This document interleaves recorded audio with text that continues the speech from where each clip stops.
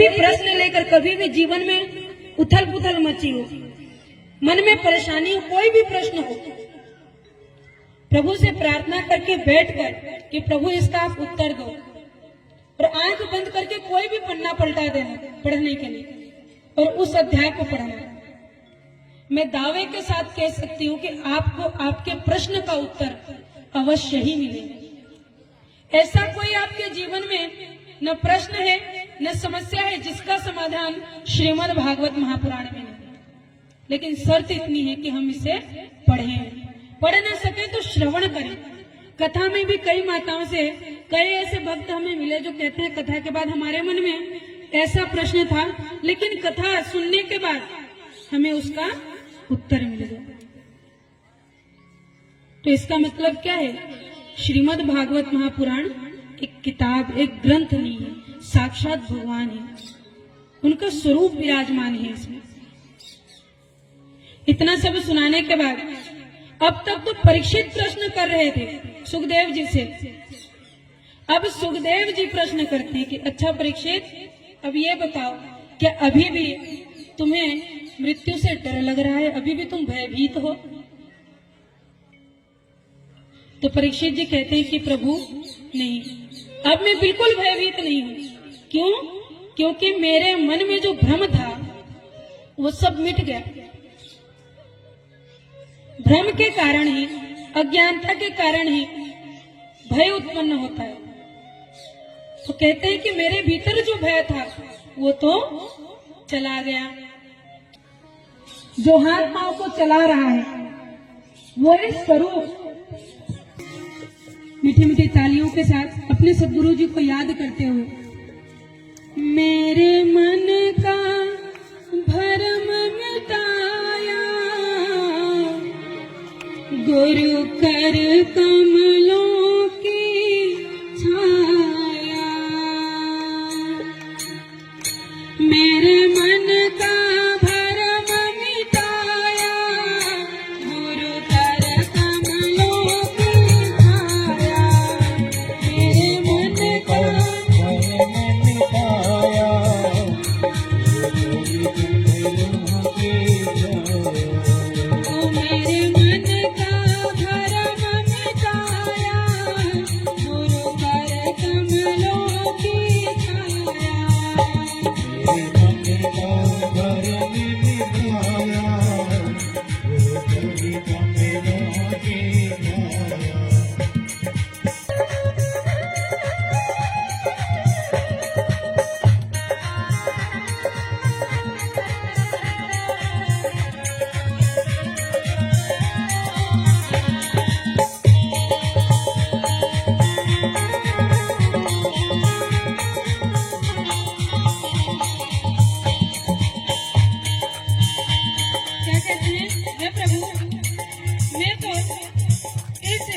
अंधकार संसार में डूबा जा रहा था।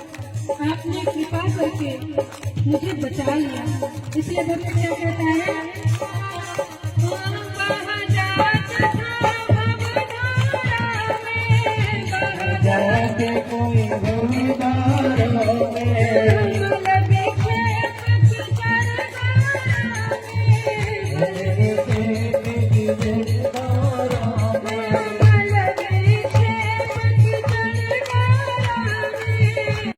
अपने हाथ उठाया गुरु कर कमलों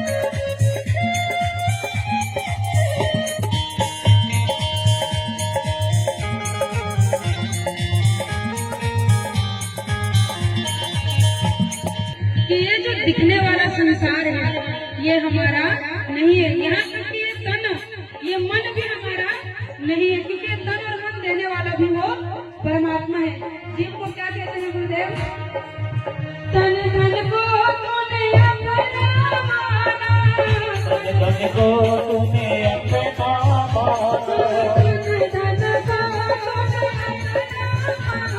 पर ममता उसमें लिप जाना, पर ममता उसमें लिप जाना, ये चलती फिरती माया मेरे मन का भरम मिटाया,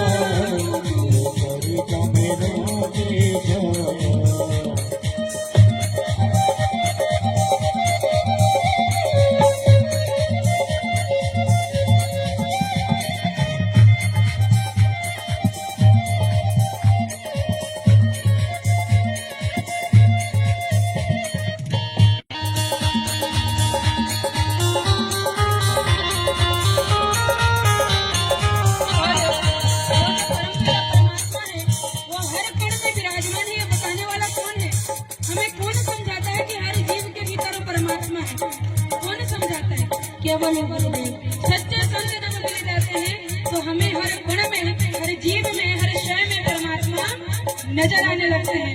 इसीलिए परमात्मा क्या करते हैं गुरुदेव के रूप में, व्याप रहा है जो कण कण में, व्याप रहा है जो कण कण में, व्याप रहा है जो कण कण में, व्याप रहा है जो कण कण में,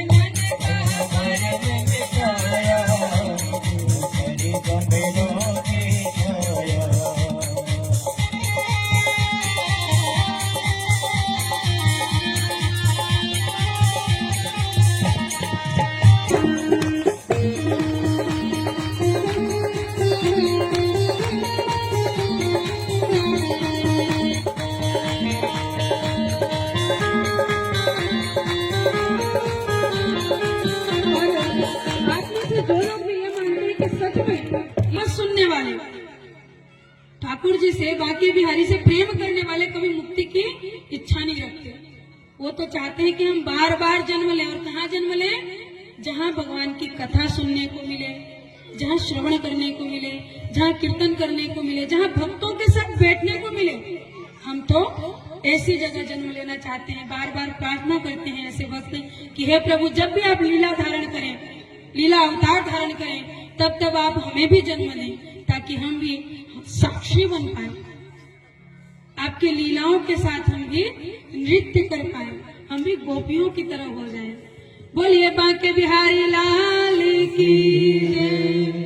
भागवत जी से और ठाकुर जी से हम यही प्रार्थना करेंगे आप सभी के लिए कि ठाकुर जी आप सभी के घर में, मन में और आपके जीवन में जगह बनाए, स्थापित हो, और आप सभी माताएं, भाई बंधु सभी ऐसे ही अपने जीवन को सुंदर रूप से जीते हुए आपके जीवन में कोई भी आदि व्याधि ना आए, सदगुरु का सानिध्य मिले, संतों का उपदेश मिले, संतों की सेवा हो, ऐसी प्रार्थना करते हुए हम अपनी वाणी को विराम देते हैं। श्रीमद् भागवत महापुराण की, बांके बिहारी लाल की। आइए एक सुंदर भजन के बाद हम सभी आरती की ओर अग्रसर होंगे। कुछ सूचनाएं हम सुनेंगे।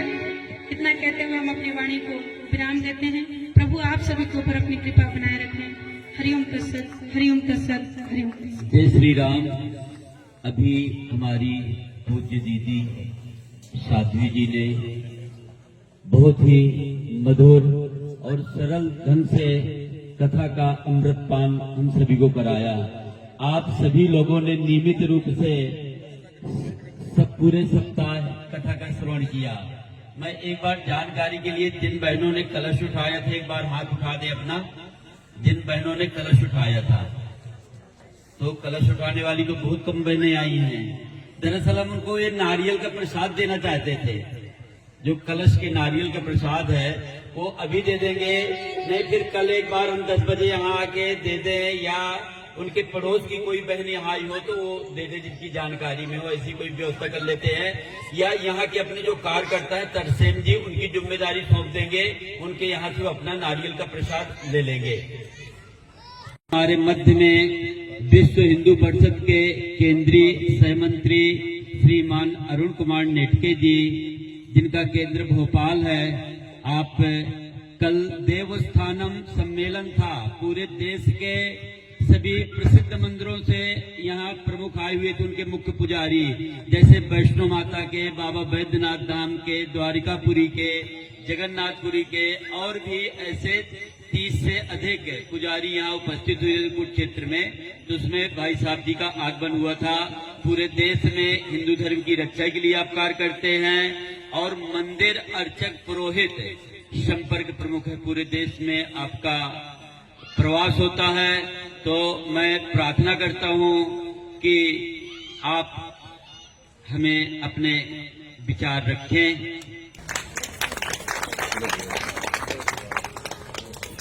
सुतम देवम कंस चाणूर मर्दनम देवकी परमानंदम कृष्णम वंदे जगतगुरु। हमने सभी ने गत 7 दिनों तक बहुत मधुर वाणी से पूज्य दीदी के मुख से भागवत कथा सुनी, जिससे मुक्ति मिलती है। और अभी तो समय बहुत हो चुका है और कथा के बाद कुछ कहना भी प्रासंगिक नहीं होता, क्योंकि कथा ही जीवन का कल्याण करती है। किंतु हम जिस संस्कारों में भले पड़े हैं वहां पर जो बताया गया वो करना पड़ता है। इसलिए 10 मिनट मैं आपके सामने कुछ विषय रखूंगा। दीदी ने बहुत अच्छा निवेदन और 7 दिनों तक भागवत कथा आप सबको सुनाई। आज का दिन बड़ा पवित्र दिन है, मगर जिस भाग में हम रहते हैं उस भाग के लोगों को उसके तीर्थ का महत्व कम समझ में आता है। ये वो जगह है जो दुनिया की सबसे महत्वपूर्ण जगह है, और यहाँ आकर भगवान की कथा को सुनने के लिए भी भाग्य लगता है। कथा सुनाना या कथा सुनना, दोनों बातों के लिए पुण्य, पूर्व जन्म का पुण्य लगता है। तब यहाँ आकर कुछ सुनने का अवसर भगवान हमें प्रदान करता है। जीवन के बारे में तो हमने सारी बातें 7 दिनों तक सुनी है कि हमारा जीवन है क्या। हमारे जन्मदिन के दिन बटने वाले मिठाई से शुरू होने वाला जीवन का ये सफर हमारे श्राद्ध के खीर पर आके खत्म होता है। यही जीवन की मिठास है। और आश्चर्य की बात यह है कि हर जीव ये दोनों मिठाइयों का ग्रहण नहीं कर पाता। जब हमारा जन्म होता है तो जो मिठाई बचती है वो हम में से किसी ने नहीं खाई है, और हम जाने के बाद जो श्राद्ध की खीर बनेगी वो हम नहीं चख सकेंगे। इतना छोटा सा हमारा जीवन, जिंदगी है क्या। आकर नहा लिए और नहा के चल दिए। फिर एक घमंड किस बात की, मैं कौन हूँ, मैं ये हूँ, मैं वो हूँ। इन बातों में उलझने के कारण ही बार बार यहाँ आना पड़ता है। तो इसलिए कथा का सार हम समझते हैं। भगवान की ही एक कथा है, वो आज के पावन अवसर पर सुनाने का मन कर रहा है। महाभारत की युद्ध की समाप्ति के पश्चात अर्जुन ने कहा कि भगवान अब तो बहुत थक चुके हैं, 18 दिनों तक बहुत युद्ध कर लिया, आप शिकार पर जाएंगे, जंगल में जाएंगे। तो इसलिए भगवान जंगल में जाने के लिए तैयार हुए। उन्होंने कहा दोनों ही लोग जाएंगे, केवल कृष्ण और अर्जुन। तो उन्होंने कहा कि दोनों नहीं जाएंगे, अब मैंने आपका रथ हाँकते हाँकते मैं भी थक गया हूँ, 18 दिनों तक आपका रथ मैंने बहुत हाँक लिया, अब हम साथ में किसी तीसरे को लेंगे। तो तीसरा कौन है वो तो समझ में नहीं आ रहा था उनके। तो उन्होंने कहा कि तीसरा साथ में लेंगे सात्यकी। और सात्यकी कौन था, ये इसकी जरूरत भी नहीं है, 50 लोग है यहाँ, है ना। तो उन्होंने कहा सात्यकी को साथ में लेंगे। तो सात्यकी था भगवान नारायण की नारायणी सेना का सेनापति, जो बड़ा पराक्रमी था। तो भगवान अर्जुन के साथ में चल पड़े। सात्यकी रथ हाँक रहा था, एक जंगल में पहुंच गए, शाम हो गई। उन्होंने कहा आज तो कुछ मिला नहीं, कल देखेंगे। शिकारी का शौक था, बड़े क्षत्रिय थे, पराक्रमी थे। भगवान ने कहा थोड़ा और सामने निकल लेते हैं। उन्होंने कहा नहीं, शाम हो गई है, अब तो यही रहने का मन कर रहा है। बड़ी नदियां बह रही है, चांद खिला हुआ है, बड़ी अच्छी शाम है यहाँ और हरा भरा है सब।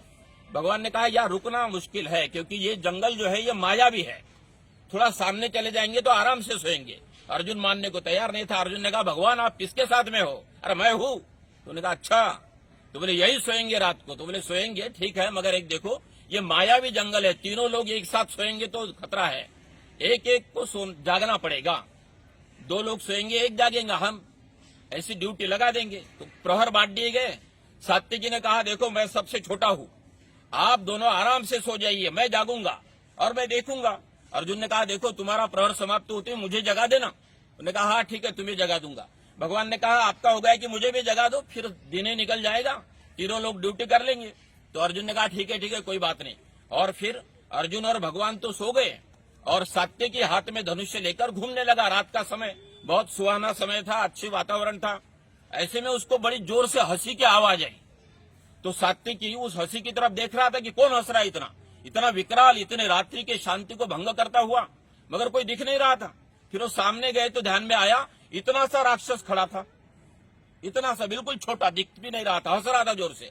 तो सात्विकी ने उसे कहा कि अबे चुप, रात हो गई है, मेरे दोस्त हो रहे, इतने जोर से हंस रहा है तू, चुपचाप निकल जाए यहां से। तो उसने कहा नहीं, मुझे तो भूख लगी है, तीनों को खा लूंगा। तो सात्विकी ने कहा तू खा लेगा हमें, तू इतना सा जानता है कौन हूं मैं? अरे मैं सात्विकी हूं, नारायणी सेना का सेनापति, यदि जिंदा बचना चाहते हैं तो भाग जाए यहां से। तो उसने कहा नहीं, मुझसे लड़। तो फिर इसको गुस्सा आ गया, अब इससे कैसे लड़े, इतना सा वो बिल्ला से भर, उससे कैसा लड़े। फिर सात्विकी ने उसे लात मारी।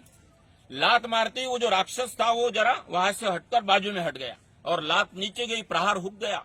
प्रहार जैसे खाली गया, वो जो राक्षस था इतना, वो इतना हो गया। फिर ये सात्विकी और क्रोधित हुआ, उसने और दूसरा प्रहार किया, वो फिर और नीचे बैठ गया और फिर वो इतना हो गया। धीरे धीरे ये सात्विकी क्रोध आ रहा था, इसे ये वार कर रहा था और राक्षस हंस रहा था, इधर से उधर हो रहा था। देखते देखते सात्विकी से बड़ा हो गया, क्योंकि जैसा प्रहार नीचे जाता था वो बड़ा होता था। फिर सात्विकी को तो पसीना आ गया, लड़ते लड़ते थक गया। पराक्रमी तो बहुत था, किंतु समझ में नहीं आ रहा था क्या करे, कभी ऊपर कभी नीचे, कभी इधर कभी उधर, दिख नहीं रहा था, बड़ा बड़ा हो रहा था। तो सात्विकी के ध्यान में आया कि अब तो मेरा भी समय शायद खत्म हुआ होगा। अर्जुन ने बताया था कि मुझे जगा दो, और अभी इसकी हालत भी खराब हो चुकी थी, पसीने से सराबर हो गया था पसीना और हाँफ रहा था बेचारा। फिर वो गया अर्जुन के पास और अर्जुन को जगाया कि भैया पार्थ। तो अर्जुन ने आंखें खोली और कहा क्यों, क्या है? तो उसने कहा कुछ नहीं। तो बोले कोई संकट? तो बोले संकट कुछ नहीं, मामूली राक्षस है एक, बस मैं लड़ ही रहा था उससे, अभी तो मैं मारने वाला ही था, मगर क्या है ना, आपने कहा था कि मुझे जगा देना, तो मैं आपको जगाने के लिए आया। अर्जुन के ध्यान में आया कि इसकी हालत खराब है। उसने कहा तुम ऐसा करो, तुम सो जाओ, मैं देखता हूँ क्या है। फिर अर्जुन उठ के खड़ा हो गया। अर्जुन उस राक्षस के सामने जाकर खड़ा हो गया और कहा कि देखो अभी तुम्हारा खेल खत्म, अभी यदि आप जिंदा रहना चाहते हो चुपचाप से निकल लो यहाँ से, क्योंकि मैं अर्जुन हूँ, इस भूतल का सर्वश्रेष्ठ धनुर्धर।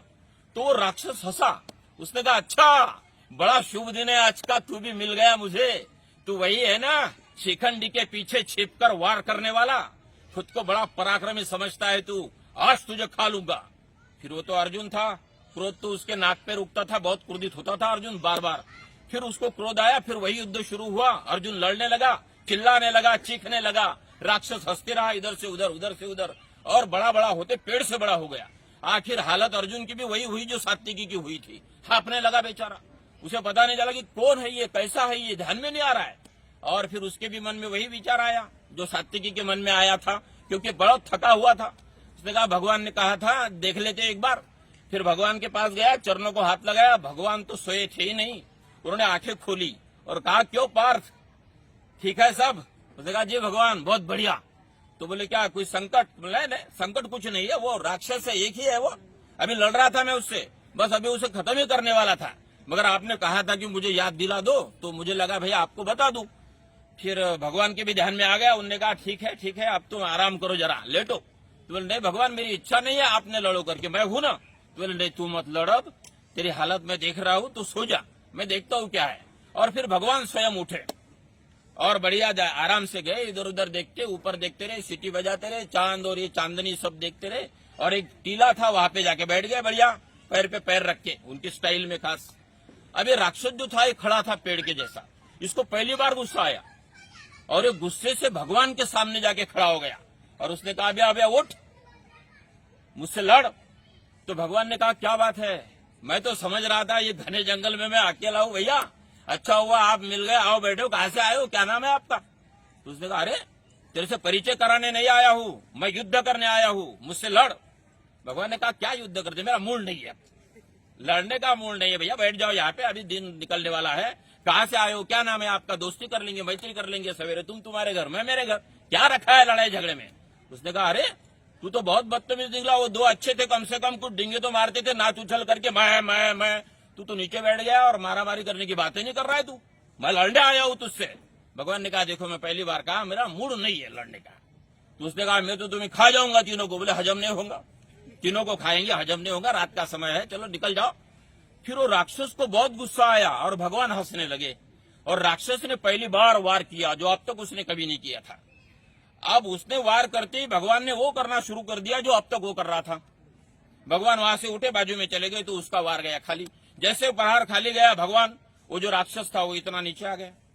फिर धीरे धीरे वो मारने लगा, भगवान वही करने लगे जो अब तक वो कर रहा था। ऐसा करते करते करते करते राक्षस अपने मूल पद को प्राप्त हुआ, इतना सा बन गया। फिर भगवान ने उसको प्रेम से उठाया और ऐसा जो उपवस्त्र रहता था उसमें बांध के ऐसा कंधे पर लटका लिया और दिन निकला। फिर ये दोनों उठे महारथी। उन्होंने कहा भगवान, बोले सात्विकी जागा। सात्विकी ने कहा अरे अर्जुन, वो कितना बड़ा हो गया था तुम्हारे साथ? मेरे पास तो बहुत बड़ा हो गया था, और तू तो मैं तो पेड़ के बड़ा हुआ था। बोले कहाँ पड़ा है अभी, भगवान अकेले है। फिर ये उठे और भगवान के पास गए। भगवान बैठे थे। उन्होंने भगवान को कहा कहाँ है वो राक्षस? तो बोला है ना। तो बोले कहाँ है, कितना बड़ा हुआ था, फिर कहाँ मारा उन्होंने आपको? वो कहा दिखाई नहीं, कहाँ पड़ा है वो? भगवान ने कहा अरे ये है वो। उन्होंने कहा अरे बाप रे, इसको बांध दिया आपने? तो बोले हाँ। तो उन्होंने कहा ये कैसे संभव हुआ? तब भगवान कृष्ण ने समझाया कि केवल पराक्रम काम नहीं आता। मैंने कहा था ये मायावी जंगल है, ये मायावी राक्षस है। कुछ राक्षस ऐसे होते हैं जिनको मारने की जरूरत नहीं होती, आपके क्रोध पे पलते हैं। वो जैसा आप क्रोधित होते हैं बड़े खुश हो जाते हैं, और आप वार करते हैं वैसे वो बड़े बड़े होते जाते हैं। वैसा आतंकवाद है, नक्सलवाद है, ये जिहादी है, ये बॉम्ब बर्स है आज के सब हमारे अड़ोस पड़ोस घूमने वाले सारे मायावी राक्षस। इन राक्षसों को पहचान कर मारना चाहिए। इसलिए भगवान ने समझाया कि यदि संकट को समाप्त करना है, वो लव जिहाद का हो, धर्मांतरण का हो, या टूटते हुए हिंदू परिवार का हो, या आतंकवाद का हो, पड़ोसी देश वाले, यदि समाप्त करना है तो पहले संकट का अध्ययन करो कि यह है कौन सा टाइप का। कुछ शत्रु ऐसे होते हैं जो धमकी देते ही चले जाते हैं। कुछ ऐसे होते हैं केवल डराना पड़ता है कि इसके बाद में दिखा तो टांग तोड़ दूंगा, भाग जाता है, वो कभी नहीं दिखता। कुछ ऐसे होते हैं उनको दिखाना पड़ता है थोड़ा निकाल कर, और कुछ ऐसे होते हैं जिनको मारना पड़ता है। वो बहुत कम होते हैं जिन्हें मारना पड़ता है, बहुत सारे ऐसे होते हैं जो देखकर ही भाग जाते हैं। प्रश्न है हम कितना जानते हैं। इसलिए भगवान ने समझाया है कि जो संकट हमारे जीवन में आने वाले हैं, पहले उनको समझो और समझकर उनका सामना करो, तो सत्य की विजय और धर्म की विजय होगी। भारत माता की जय। महेश जी, रमेश जी, नितिन जी के आए हुए अतिथियों का हम सत्कार करेंगे। यहाँ इस कथा पंडाल पर पहुंचने पर हार्दिक बधाई, बहुत बहुत धन्यवाद। अब मैं दीदी जी से कहता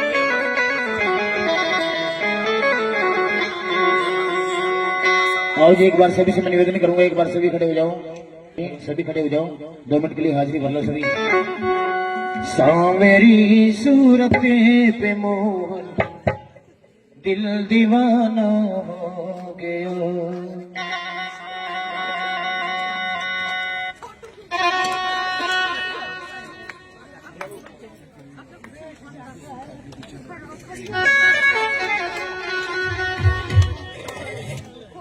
सभी सावेरी सूरत पे मोहन दिल दीवाना हो गया। सावेरी सूरत पे मोहन दिल दीवाना हो गया।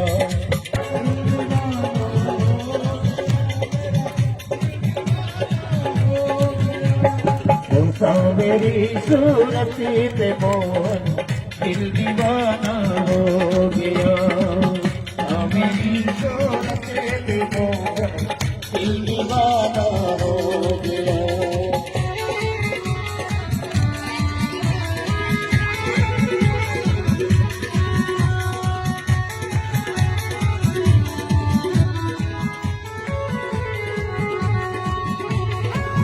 एक तो तेरे मैंने फिर से दूसरा काजल लगा। एक तो तेरे मैंने फिर से दूसरा काजल लगा। तीसरा वो तीसरा नजरे मिलाना दिल दीवाना हो गया। सावेरी सूरत में मोहन दिल दीवाना हो गया। सावेरी सूरत पे मोहन दिल दीवाना हो गया।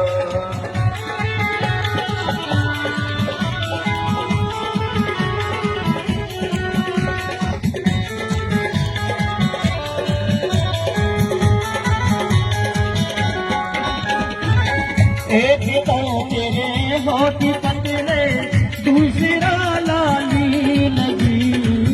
एक तो तेरे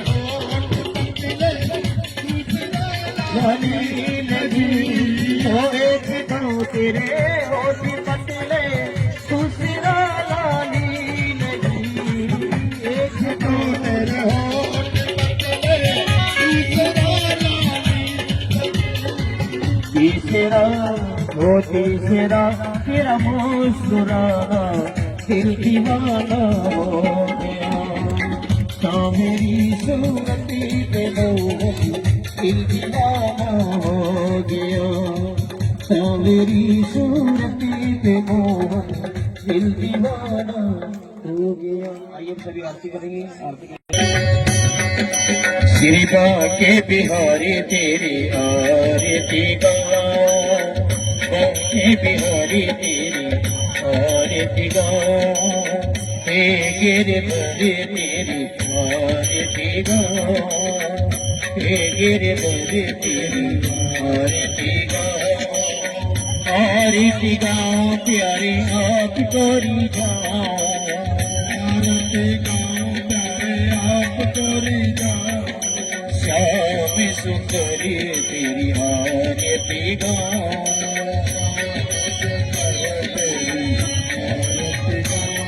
श्री के बिहारी तेरी आरती गाओ, के बिहारी तेरी आरती गाओ, मोरे मुकटी प्यारे शीश पे सोहे, मोरे मुकटी प्यारे शीश पे सोहे, प्यारी बंसी मेरो मन मोहे, प्यारी बंसी मेरो मन मोहे, देखी छवि बलिहारी में जा, श्री के बिहारी तेरी आरती गाओ, चरणों से निकली गंगा प्यारी, चरणों से निकली गंगा प्यारी, जिसने सारे दुनिया तारे, जिसने सारे दुनिया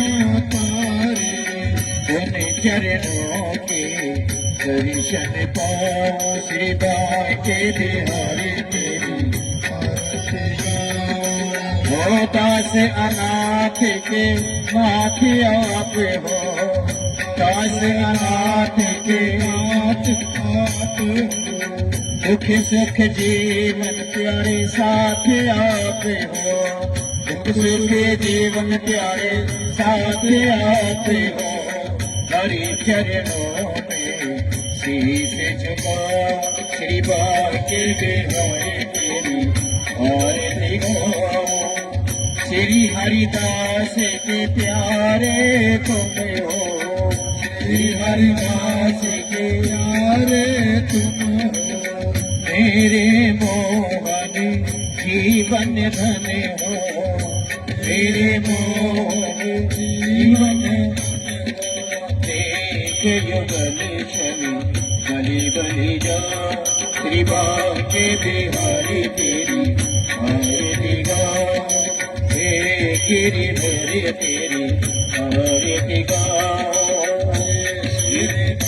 तेरी आरती आरती गाओ प्यारे आप कोरी जाओ, आरती गाओ प्यारे आप कोरी जाओ, श्याम सुंदरी तेरी आरती गाओ, श्री के बिहारी तेरी आरती गाओ, श्री के बिहारी तेरी आरती गाओ, बोलिए बांके बिहारी राम की। संसारिसारं भुजगेन्द्रहारं सदा वसन्तं हृदयारविन्दे भवं भवानी, शतं नमामि त्वमेव माता च पिता च मे, त्वमेव बन्धु च सखा त्वमेव, त्वमेव विद्या धनं त्वमेव, त्वमेव सर्वं मम देव देव।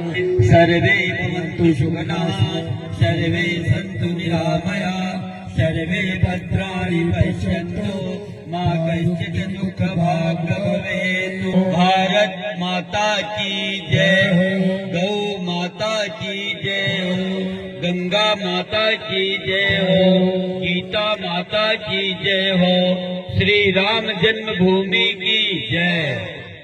श्री विश्वनाथ की जय, पवन सुत हनुमान की जय, बोलो भाई सब संतों की जय, बोलो भाई सब भक्तों की, धर्म की अधर्म का, प्राणियों में विश्व का, गौवंश हत्या, धर्मांतरण, भारत हरे हरे महादेव, जयकारा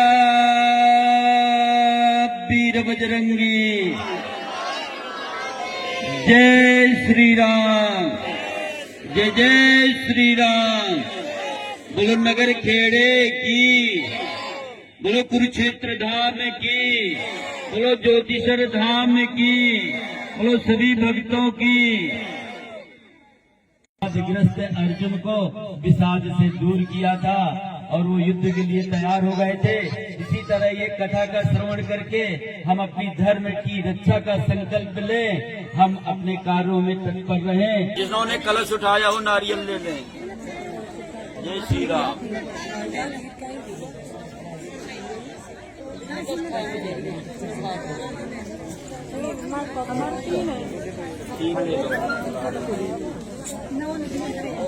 उधर से नारियल लाओ भाई, एक बोरी खोलो। लो माता रानी, मम्मी इन्होंने कलश उठाया है।